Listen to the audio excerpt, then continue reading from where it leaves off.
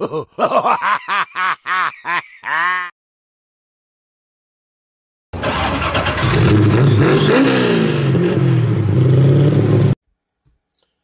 back to another video. Today we're going to be talking about AFM, Active Fuel Management, and just some of the problems you typically have with that system. I just want to kind of go over some general information and misconceptions. So it all started back in 06.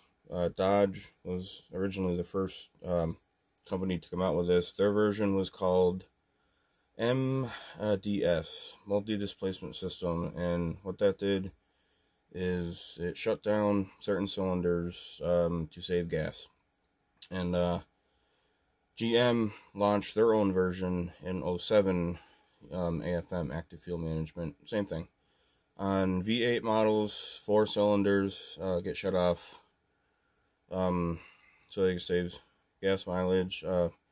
Not sure what cylinders get deactivated on the Dodge, but with GM, it's cylinders 1, 7, 4, and 6.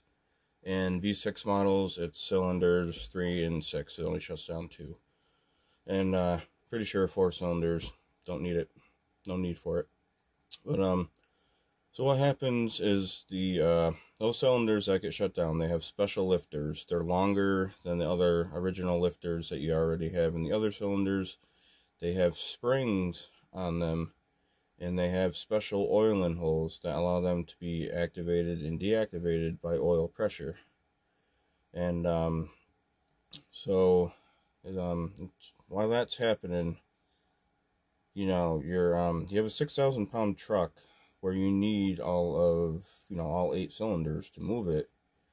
And now, instead of having all those 8 cylinders to move 6,000 pounds, you only have 4 cylinders moving 6,000 pounds. So to me, at that point, AFM or the MDS ain't really doing nothing, because driving around town, you're going to be constantly hitting the gas more just to make it kick in so the thing will actually go. So, city driving, that system really don't work. It's mainly for on the highway.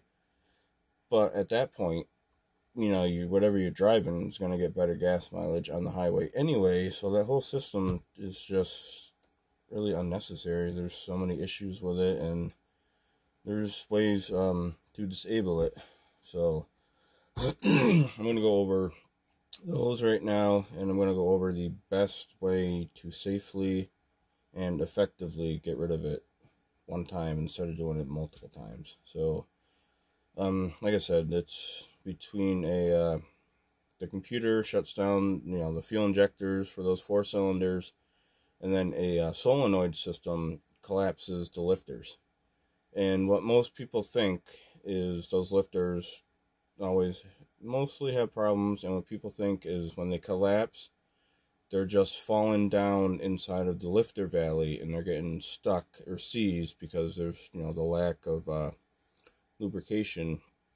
And so then people think they just collapse and they don't come back because the oil can't get in there and lube it up so they can start pumping again. And that's not the case. What happens is the spring is what gets collapsed, and then the spring itself gets seized, and it won't it won't come back. And once that happens, the lifters, a lot of play in that. There's a lot of play in the push rod, and then in turn there's a lot of play in the rocker arm. So everything in there is just clanking around, and that's why you hear that that ticking sound when you start having problems with your AFM lifters. And so they make multiple tuners. They make these little chip things you can just plug right into your OBD2 port, and that'll disable it. I think it's like Range Technology or something. And so there's a couple things that people don't generally pay attention to with that. Is, for one, it's only disabling it by the computer aspect of it. So you still have those lifters and those cylinders that are prone to mechanical failure. And that's one thing. And the other part is those springs that are on those lifters aren't really designed to be going all the time. So now that you disable that solenoid system that shuts them down, you're going to be using that spring, all the time now. And, we all know springs, they get weaker over time from constant compression and decompression. So you're going to run into that issue possibly, is that spring's going to weaken out. You're going to have, problems with those lifters anyway. Or, the spring itself still might collapse and not come back. There's only that aspect of it. So the only really way to safely and effectively get rid of AFM is to just do the kit where you buy new lifters, and do that way. The kits aren't really expensive at all. It's just the fact that you're going to have to do a lot more work than just, plugging something in. But at the same time, it's worth it, because you're going to be taking care of the issue,